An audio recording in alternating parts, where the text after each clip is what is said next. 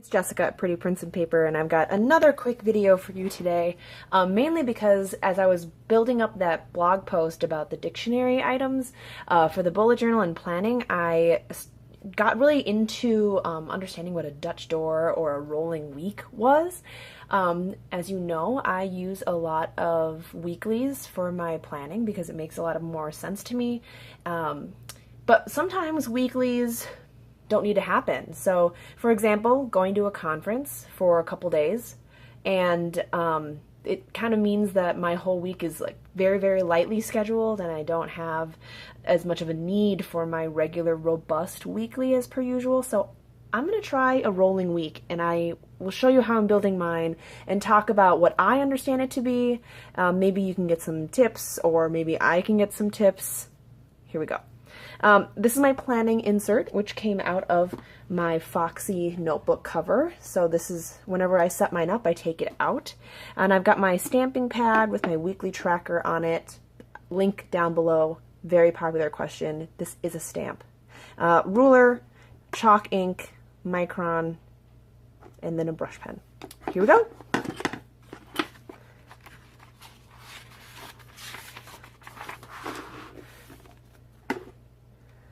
First thing I'm going to do is ink up my weekly tracker. So the point of a rolling week and why you would ever use it is that instead of just using a fixed Monday through Friday or Monday through Sunday kind of layout, people want to do a rolling week because it merges together that flexibility and adaptability of the bullet journal system, while also giving you a preview of the week or so to come.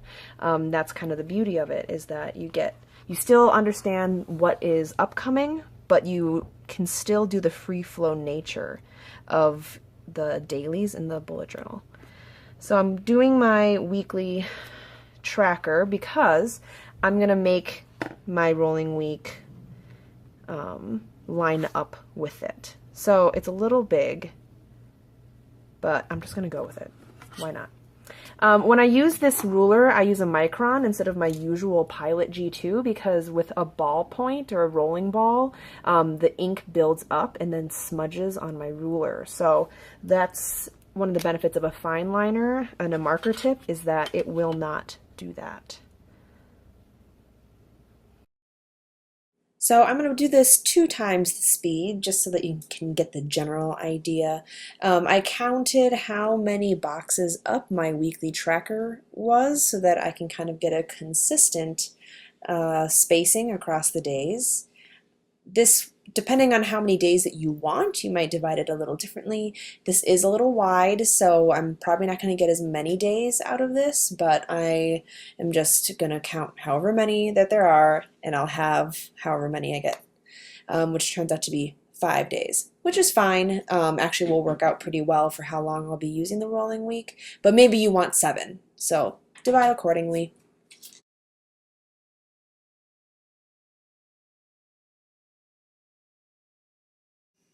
I'm just going in here with a Pentel Sign brush pen to add in the days. I'm using brush calligraphy. You do not have to use brush calligraphy. That is totally up to you. If you're interested in learning about how to do some more brush calligraphy, I have a couple videos on my channel if you're interested under my letter archive. So check that out. What will go into these boxes are scheduling items, so whatever conference sessions I want to go to, events, some date-specific things that I already know are the most important for that day, and so I'll just add that in there.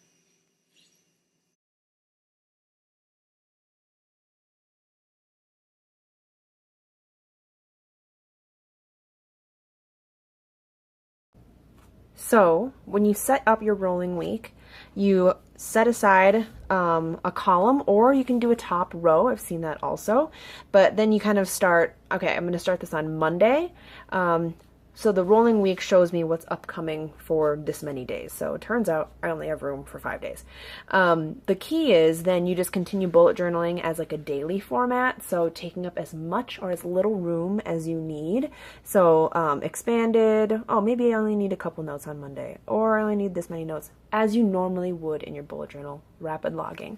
And then I'll just fill up the rest of these pages. And when I flip the page, I'm going to set up another rolling week, starting on whatever day I left off on. So if I happen to maybe get to Wednesday at the end of this page, then when I flip it over, I would set up the column and then start on Thursday.